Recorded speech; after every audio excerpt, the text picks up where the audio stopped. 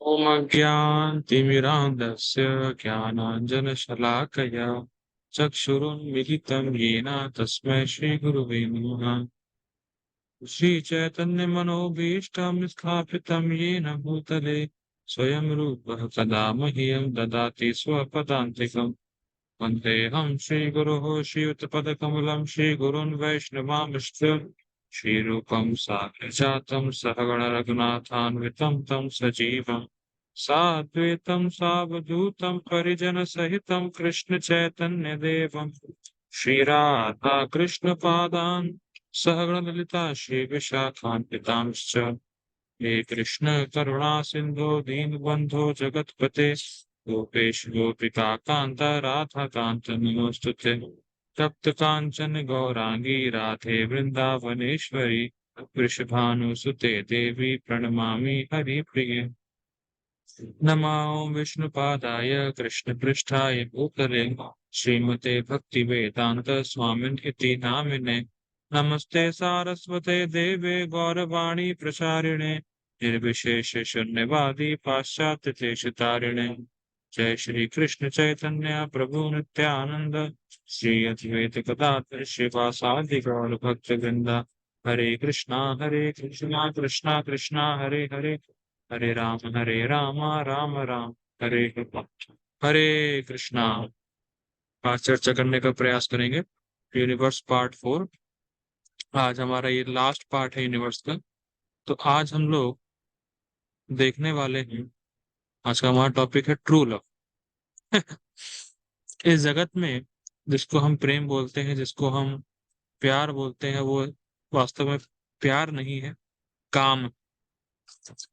चैतन्य चरितामृत में एक श्लोक आता है, श्लोक तो मुझे नहीं याद आ रहा है अभी, लेकिन उसका अर्थ ये है कि अगर कोई व्यक्ति अपने इंद्रियों की तुष्टि चाहता है तो वो काम है, और अगर वो कृष्ण की इंद्रियों की तुष्टि चाहता है तो वो प्रेम है। तो इस जगत में जो भी हम प्यार करते हैं, प्रेम करते हैं, या सोचते हैं कि प्रेम है लड़का लड़की के बीच, जो सोचते हैं वो केवल अपनी इंद्रियों की तृप्ति के लिए, कि अगर मेरी पत्नी, या अगर मेरी गर्लफ्रेंड, या अगर मेरी ये प्रेमिका मेरी इंद्रियों की तुष्टि नहीं करेगी तो अच्छी नहीं है, या उससे फ्रस्ट्रेट हो जाता है आदमी कि मुझे मेरी बात सुनती नहीं है, मेरी इंद्रियों की तृप्ति करती नहीं। तो बेसिकली अगर आप अपने इंद्रियों की तृप्ति के लिए दूसरों से अपेक्षा रखते हैं तो वो फिर प्रेम नहीं होता, काम। और प्रेम तब होता है जब हम सबको भगवान कृष्ण का अंश देखते हैं और सबको भगवान कृष्ण के संबंध में प्रेम करते हैं। ये वास्तविक प्रेम, कि जैसे मैं बद्ध हूँ सामने वाला भी बद्ध है, जैसे मैं कृष्ण का अंश हूँ ये भी कृष्ण का अंश है, जैसे मुझे सेवा करनी है इसको भी सेवा में लगाना है। ये वास्तविक प्रेम। तो आज हम लोग सच्चा प्रेम क्या है इसको हम समझने का प्रयास करेंगे, क्योंकि हम लोगों ने पिछले पार्ट में देखा था कि कैसे अगर हम कहीं भी चले जाएं, इस जगत में हम कहीं भी चले जाएं, चाहे ऊपर प्लानेटरी सिस्टम में चले जाएं, चाहे कहीं भी जाएं, हम बंधे हो गए।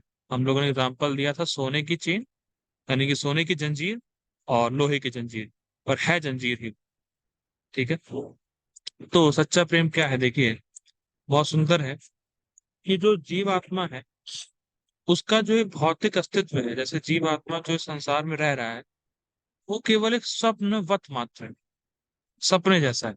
जैसे मान लीजिए कोई व्यक्ति सपने में देख रहा है कि उसके पीछे शेर दौड़ रहा है, या शेर उसको खाने जा रहा है, तो चिल्लाता है अरे बचाओ बचाओ बचाओ बचाओ। और जब वो उठता है देखता है ना शेर है ना कोई भयानक परिस्थिति, और फिर जब वो उठ जाता है तो उसको खुद खुद अपने सपने में हंसी आती है कि अरे क्या मैं देख रहा था, क्या मैं चिल्ला रहा था, क्यों चिल्ला रहा था, कुछ है ही नहीं वास्तव। और ऐसे ही बस ये हमारा भौतिक अस्तित्व, कि हम अपने को शरीर मान रहे हैं और हम ये सोचते हैं जनस मोहोयम अहम ममेति, मैं ये शरीर हूं और शरीर से जुड़े हुए सब लोग मेरे हैं। ये सपना है। और जब ये सपना टूटेगा, जब हमें समझ में आएगा अरे ना तो कोई मेरा था ही नहीं, जिनको मैं अपना मान रहा था वो तो मेरे है ही नहीं, जिनको मैं मान रहा था, मतलब जिस शरीर को मैं अपना शरीर मान, मतलब जिस शरीर को हम मैं मानते कि मैं ये, वो भी मेरा है ही नहीं। सोचिए कितना कितना भयानक स्थिति। हम मानते हैं कि ये शरीर ही मैं हूं, पर शरीर ही हमारा नहीं, हमको शरीर छोड़ के जाना पड़ता। तो ये बहुत ही भ्रामक स्थिति है या इल्यूजन है कि हम अपने आप को शरीर मान रहे हैं, और शरीर एक स्वप्नवत मात्र है, सपने जैसा है, सपना नहीं है, सपने जैसा है। ठीक है। देखिए, उदाहरण बहुत बार दिया भी गया है कि अगर आप एक मछली को पानी से निकाल लेंगे और उस मछली को आप कुछ भी दे दो, कितना पैसा दे दो, कितनी उसको तारीफ कर दो, कितना उसको मीठे वचन बोल दो, कुछ भी कर दो, वो मछली कभी सुखी नहीं होने वाली जब तक वो पानी में नहीं जाएगी। उसी प्रकार से जब तक हम भगवान के धाम नहीं जाएंगे, तब तक हम सुखी हो ही नहीं सकते। सिंपल है। ये जो, अगर हम या अपने आप को मछली से उपमा दें, तो हम लोग इस समय जल से पानी से बाहर हैं, इसीलिए हम असंतुष्ट हैं। हम कुछ भी कमा लें, कितना भी पैसा कमा लें, कितने भी अच्छे संबंध बना लें, कितने भी अच्छे लोगों को इकट्ठा कर लें आसपास, पर कहीं ना कहीं असंतुष्टि रहती है, और वो सब हमें छोड़ के जाएंगे ही जाएंगे। तो संतुष्टि हमें कभी नहीं हो सकती जब तक हम भगवान के धाम नहीं जाएंगे, जब तक हम वास्तविक में पानी में नहीं जाएंगे। पानी क्या है? भगवान का धाम। तब तक हम सुखी हो नहीं सकते। देखिए, क्योंकि मछली का स्वाभाविक स्थिति ही पानी में रहना है, वैसे ही जीवात्मा का स्वाभाविक स्थिति ही है कि वो भगवान के धाम में भगवान के साथ और भगवान के भक्तों के साथ है। इसीलिए देखिए, जब हम इस जगत में भी, जब हम भगवान के भक्तों से मिलते हैं, उनके साथ बैठते हैं, उनको देखते हैं, तो बड़ा एक संतुष्टि वाली फीलिंग आती है कि अरे ये कौन लोग हैं। जैसे अभी तो मैं यहाँ मंदिर में रह रहा हूँ, तो इतना कोई दिक्कत नहीं है, लेकिन मेरे भाई सब मुझे मंदिर में छोड़ने गए थे, तो जब जहाँ मेरे भाई रहते हैं वहां मैं गया था, तो मैं देख रहा था कि वहां कोई भक्तों का नामो निशान नहीं। मतलब मेरे भाई जानते ही नहीं होंगे भक्त होते क्या है। मतलब उनका जीवन क्या है। बड़ा आश्चर्य होता है कि बाहर के लोगों को ये पता ही नहीं है कि भक्त नाम की चीज भी होती है कोई। डिवोटी भी होते हैं, भगवान भी होते हैं, भगवान की सेवा भी होती है, और डिवोटी सुखी रहते हैं, पता ही नहीं लोगों को। देखिए, हमारा वास्तविक जो स्वरूप है, वास्तविक स्थिति, हमारे जो जो वास्तविक स्वरूपगत स्थिति है, वो यही है कि हम भगवान के साथ रहें, भगवान के भक्तों के साथ रहें। तो जब हम इस जगत में भगवान के भक्तों के साथ रहते हैं, तो बड़ी संतुष्टि होती है, क्योंकि यही हमारा रियल पोजीशन है। ठीक है। अब कई बार ये प्रश्न आता है कि कि तो हम भगवान के धाम से गिरे क्यों? कई बार ये प्रश्न आता है कि हम भगवान के, चलिए आप कह रहे हैं कि हम भगवान के धाम से गिरे, तो अगर हम भगवान के धाम से गिरे तो हमें याद क्यों नहीं कि हम कब गिरे, या हमें याद क्यों नहीं कि हम गिरे थे? कई बार ये आड़े टेढ़े प्रश्न पूछने के लोगों को हैबिट होता है कि अच्छा ठीक है, अगर हम आध्यात्मिक जगत से, भगवान के धाम से नीचे जगत में गिरे भी, तो हमें याद क्यों नहीं है? देखिए, अगर आप किसी को, किसी भी जीवात्मा को देखें, किसी भी व्यक्ति को देखें, जब तक आप उसको नहीं बताएंगे कि आप भगवान के धाम से हैं, आप शरीर नहीं हैं, तब तक वो जान नहीं सकता।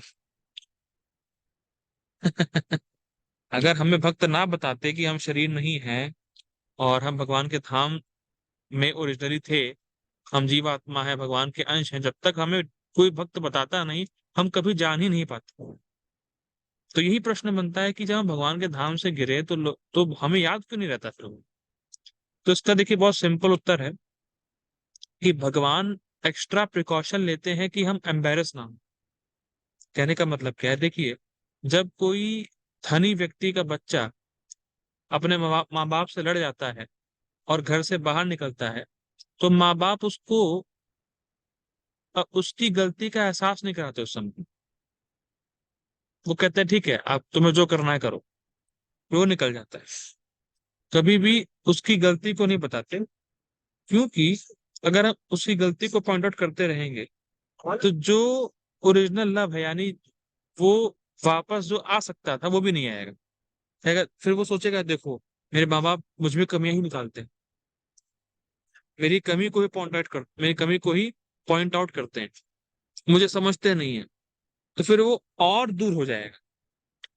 लेकिन अगर उसने गलती की, लड़ा और चला गया, और अगर उसने आपने जाने दिया उसको, ठीक है जाओ, तो कहीं ना कहीं फिर उसको बाद में रियलाइज होगा, मैंने गलती कर दी यार, वापस चलना चाहिए।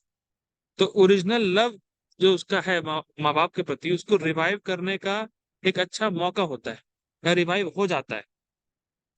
देखिए बहुत अ, अच्छी साइकोलॉजी है, या बहुत मेन साइकोलॉजी है, कि अगर हम किसी पे ब्लेम करते रहेंगे, या किसी की गलती को बार बार बताते रहेंगे, तो उसके अंदर विरोध करने की टेंडेंसी और बढ़ेगी।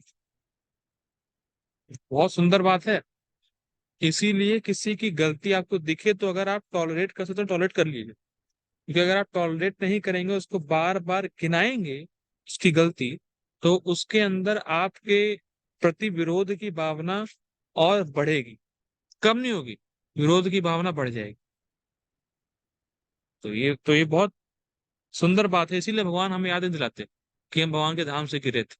क्योंकि अगर अगर बार बार हमें अपनी गलती ही बताते रहेंगे, तो हमें लगेगा भगवान कितने बुरे हैं, मेरी गलती पे फोकस कर रहे हैं।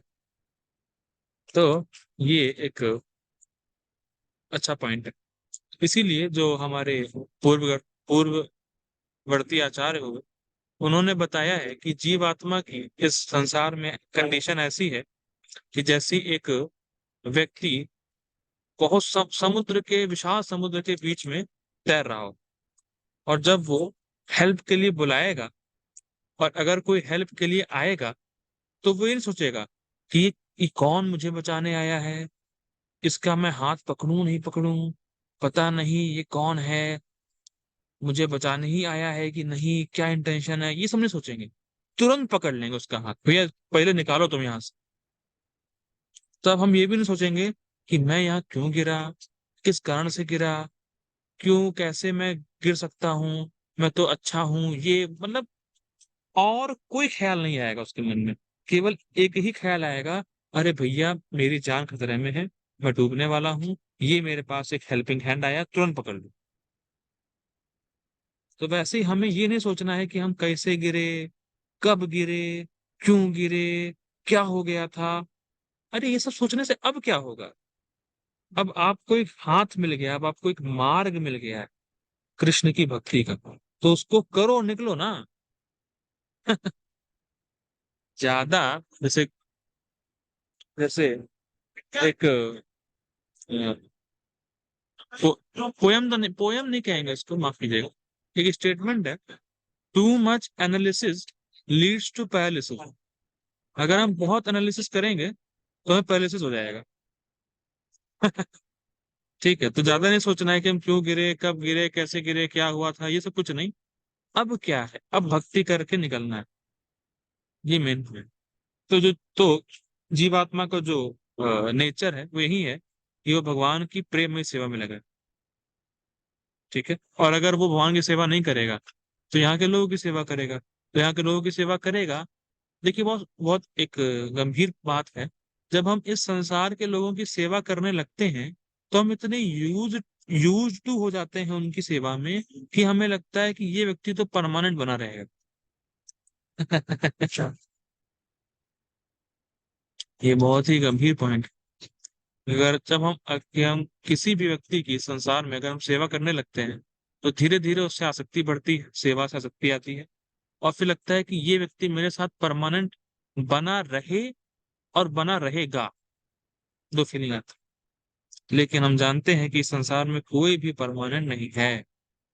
इस संसार में जो भी रिलेशन हमारे आसपास है वो टेम्परेरी और फेक। फेक जनरली भक्तों के केस में नहीं लेना चाहिए, मैंने भक्तों का केस नहीं, यहाँ पे कर्मी लोगों की बात हो रही है। फेक कहने का मतलब क्या है कि आज का सब सारी दुनिया चलती है पैसे के ऊपर। तो ये तो एक्सपीरियंस हो रहा है मुझे यहाँ पे, नया देश आके, नए देश में मुझे एक्सपीरियंस हो रहा है कि सब चलता है पैसे पे। तो आज आपका जो दोस्त है, उसको कोई पैसा खिला देगा, दुश्मन हो जाएगा। तो इस संसार के जो भी रिलेशन है वो फेक होते हैं, उसमें दम नहीं होता। तो इसीलिए जीवन का लक्ष्य यही होना चाहिए कि भगवान के प्रति प्रेम को जागृत करें, और अपने जीवन का जो भी दायित्व है, अपने जीवन का जो भी कर्तव्य है, अपने जीवन की जो भी एक्टिविटीज हैं, उनको ऐसे निभाएं कि हम भगवान की सेवा कर सकें या भगवान की तरफ डायरेक्ट हो। कि जैसे अगर आप नौकरी कर रहे हैं, जो धन आ रहा है भगवान की सेवा में लगाइए, भगवान को अ, घर पे भोग लगाइए, भगवान अगर जो भी आप खाना बनाते हैं उसका भोग लगाइए, लोगों को खिलाइए, वैष्णवों को इनवाइट करिए। तो जो भी आप कर रहे हैं इन रिलेशन टू कृष्णा करें। और अगर कृष्ण के रिलेशन में नहीं करेंगे तो सब व्यर्थ है। श्रम एव ही केवलम, केवल श्रम किया, केवल लेबर किया, उससे कोई फल नहीं मिला।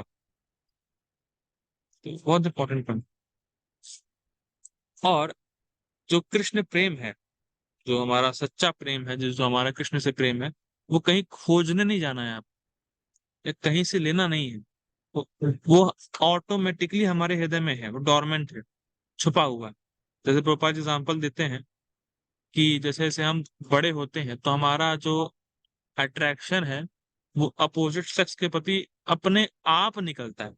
हम लाते नहीं कहीं से कि मेरा स्त्री के प्रति आकर्षण कैसे हो रहा है, या मैं कौन सा इंजेक्शन लगा रहा हूँ। ना ना ना ना, वो ऑटोमेटिकली होता है। तो कृष्ण का जो प्रेम है ऑटोमेटिकली हमारे हृदय में रिवील होगा, या वो रिवाइव होगा, क्योंकि हमारे हृदय में ऑलरेडी है। एक श्लोक भी आता है, नित्य सिद्ध कृष्ण प्रेम साध्य कबू नाय, श्रवण आदि शुद्ध चित्त करीबे उदय।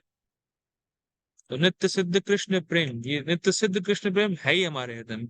श्रवण आदि, जब हम श्रवण करते हैं, भगवान की कथा को श्रवण करते हैं, भगवान का नाम जप करते हैं, तो शुद्ध चित्त, उससे हमारा चित्त शुद्ध होता है, करीब हो जाए, तब जो है कृष्ण प्रेम हमारे हृदय में उदय होता है। तो भगवान, तो कृष्ण प्रेम उदय करने का क्या तरीका है? कृष्ण प्रेम उदय करने का तरीका यही है कि भगवान की लीलाओं के बारे में पढ़ें, भगवान का नाम जप करें, उनके बारे में सुने, उनके भक्तों की सेवा करें।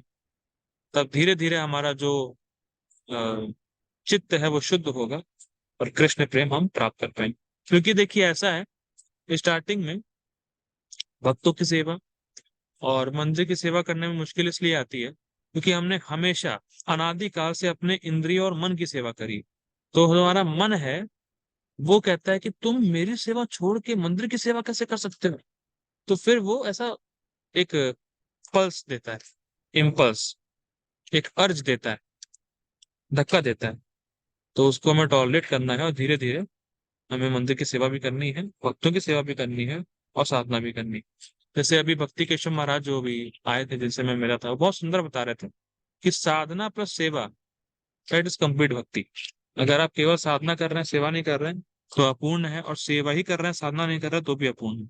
तो sadhana plus seva is equal to complete devotional service.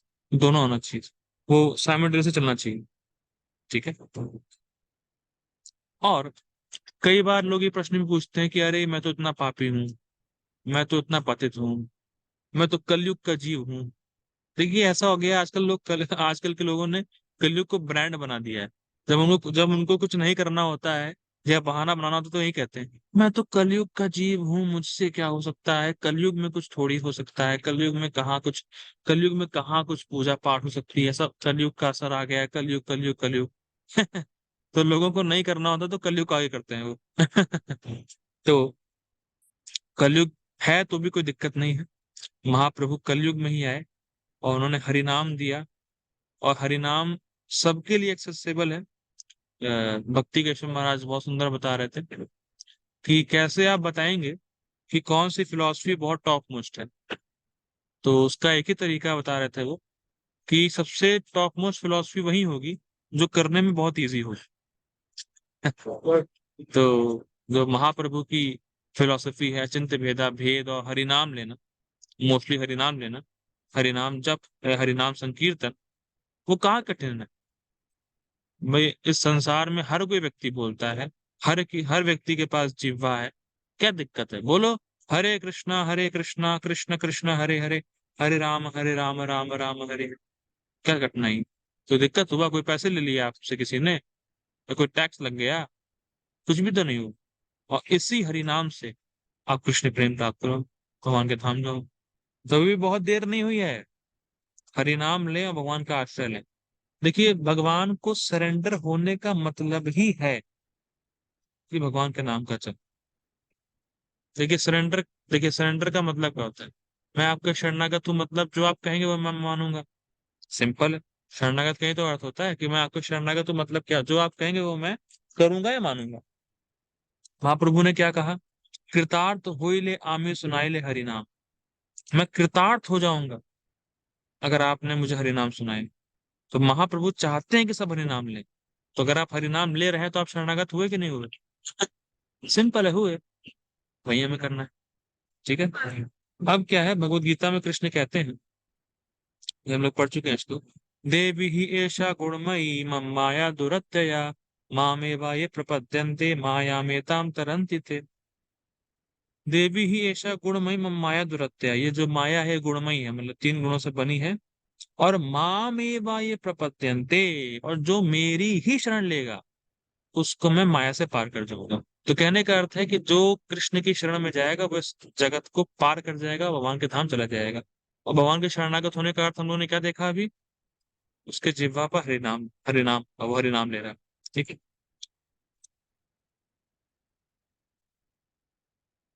हाँ, एक और बहुत सुंदर बात है कि देखिए भगवान ने तो प्रॉमिस कर दिया, माँ मेवा ये प्रपद्यन्ते माया मेताम तरन्ति। तो अगर तुम मेरे शरणागत होगे तो मैं तुम्हें इस भौतिक संसार से, भव सागर से पार कर जाऊं, या पार करा दूंगा। अब क्या है, भगवान ने प्रॉमिस किया है। अब यहाँ पे हमारी फ्री विल आती है कि भगवान ने तो हमसे प्रॉमिस कर दिया, पर क्या हम वाकई में भगवान के धाम जाना चाहते हैं? क्या हम वाकई में कृष्ण प्रेम चाहते हैं? ये हमें सोचना होगा, क्योंकि भगवान इसमें इंटरफेयर नहीं करते। अगर आप वाकई में जाना चाहते हैं, अगर आप वाकई में कृष्ण से प्रेम करते हैं, तो आप सिंसियरली भक्ति करेंगे। और ऐसा कभी नहीं सोचना चाहिए, कई बार लोग ऐसा प्रश्न पूछते हैं कि क्या हम इस जन्म में भगवान के धाम चले जाएंगे। देखिए, अगर आप प्रामाणिक हैं और सिंसियर हैं और अच्छे से भक्ति करते हैं, तो आप निश्चित रूप से भगवान के धाम जाएंगे। उसमें कोई शक नहीं है, कोई शक नहीं है। इसी जीवन को छोड़ने के बाद आप भगवान के धाम जाएंगे।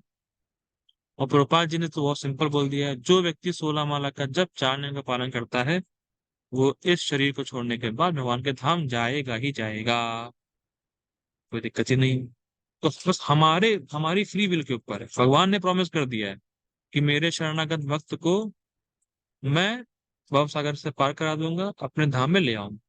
भगवान का प्रॉमिस पूरा है। भगवान अपना प्रॉमिस करने से चूकते नहीं है, भगवान भूलते नहीं अपना प्रॉमिस। बट हमें अपना प्रॉमिस देना है कि क्या मैं अपना फ्री विल कृष्ण के लिए यूज करूंगा? क्या मैं अपने फ्री विल से कृष्ण के शरणागत होऊंगा? क्या मुझे वाकई में कृष्ण के पास जाना है? ये क्वेश्चन रोज हमें अपने आप से पूछना है। ठीक है। तो कलयुग में, जैसा कि हम लोग जानते हैं, ध्यान योग पॉसिबल नहीं है, ज्ञान योग पॉसिबल नहीं है, केवल भक्ति ही पॉसिबल है। और कैसी भक्ति करनी है, महाप्रभु ने भी बताया। भक्ति तो करनी है, अब किस प्रकार की भक्ति करनी?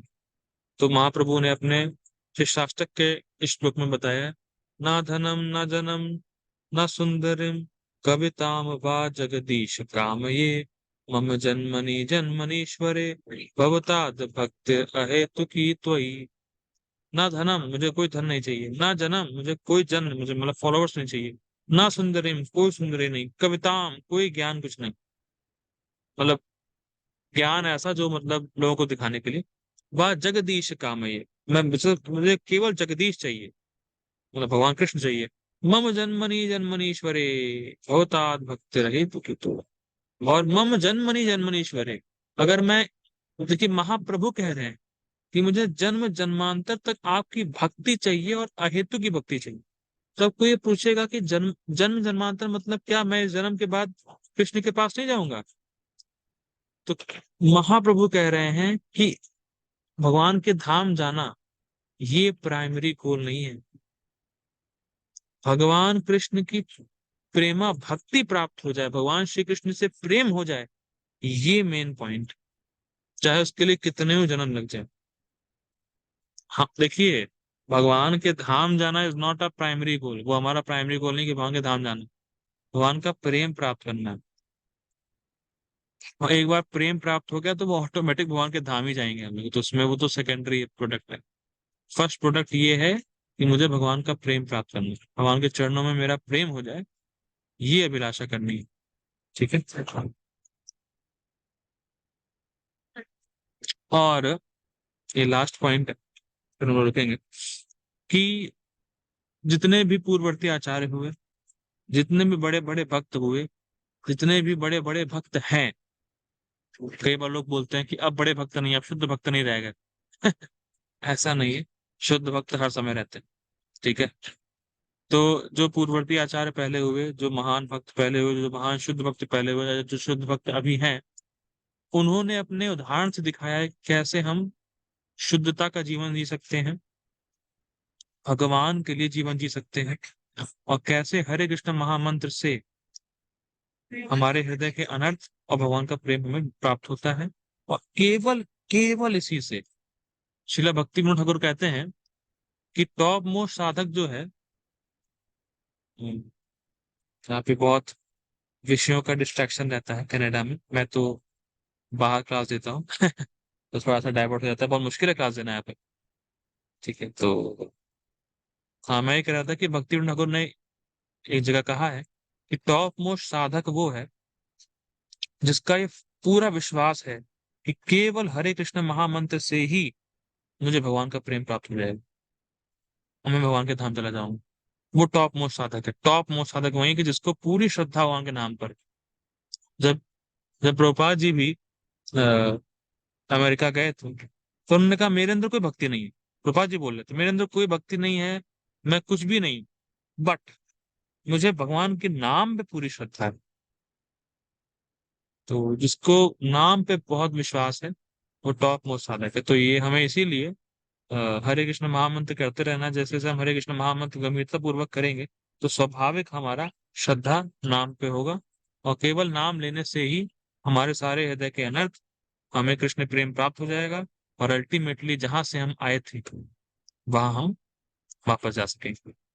हरे कृष्णा। श्रील प्रभुपाद की जय। तो हम लोगों ने आज यूनिवर्स टॉपिक भी खत्म किया। अब कल से हमारा टॉपिक शुरू होगा टाइम या काल।